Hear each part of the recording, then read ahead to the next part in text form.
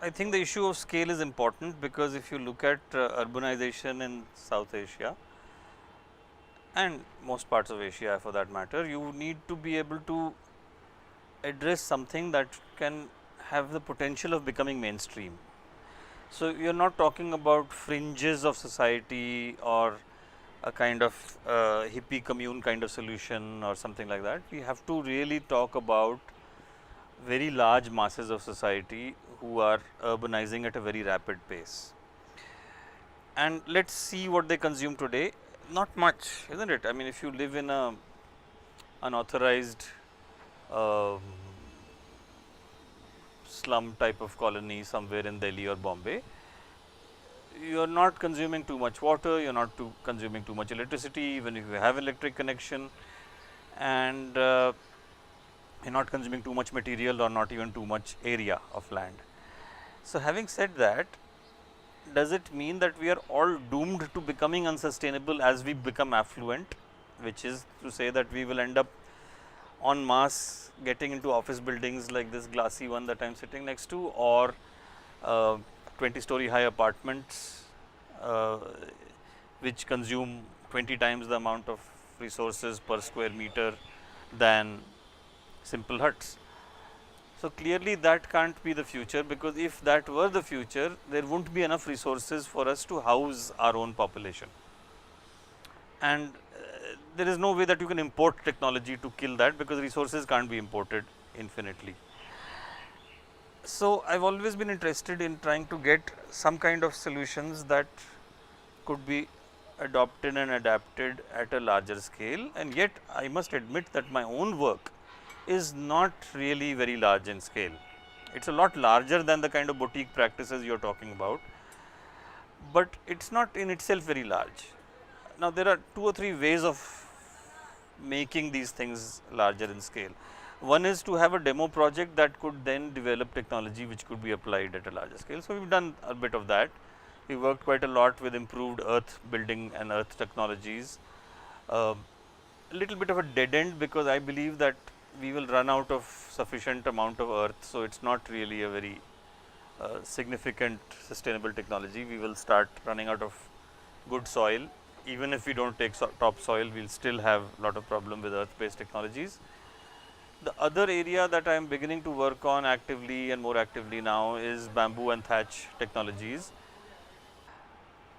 All these approaches must merge and converge into creating new solutions. So, for example, I am also very interested in the new kind of bamboo composites research that is happening in IIT Delhi, in which they are for the first time beginning to make multiple story houses using bamboo composites. Now, that is important, because until we have typologies by which we can grow houses which are not required to be too many stories, we will need finally simpler solutions which can be engineered in ways that can be put together for multiple stories.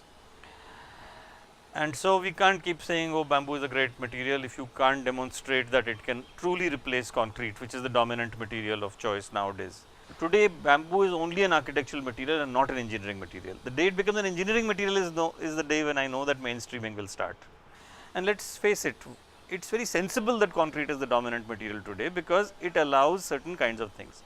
It allows you, for example, the freedom to make variations in the design on the drawing board and even sometimes on the site.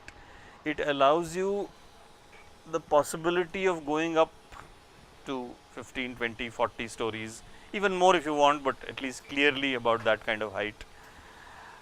It allows you the ability to flexibly design various kinds of basements and foundations which are typically required in modern cities for large amounts of parking and so on. So, there are all these kinds of advantages that concrete has become adapted to providing us.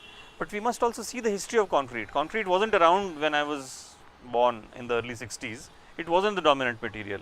It became the dominant material partly because engineers saw its value. So, here is where I believe it is not just about architects, it is engineers who have to see the value in new materials.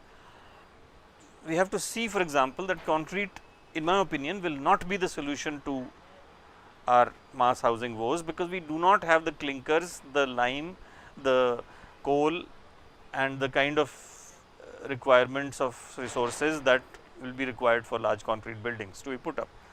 So, if you are going to run out of those resources, we will really have to look hard to find out what renewable materials we will have. So, that is my own quest of trying to not just do boutique small work, but trying to do work that can be multiplied. And I know that a lot of my colleagues, for example, criticize me for being too engineering like in this approach, but the fact is that to really make a difference in society, you probably need an engineered approach rather than an architectonic approach, because you can't simply say that, okay, look at this beautiful little school that I am making, or this little house, and we'll make 5,000 of them or 20,000 of them or 100,000 of them, and even then 100,000 is not enough.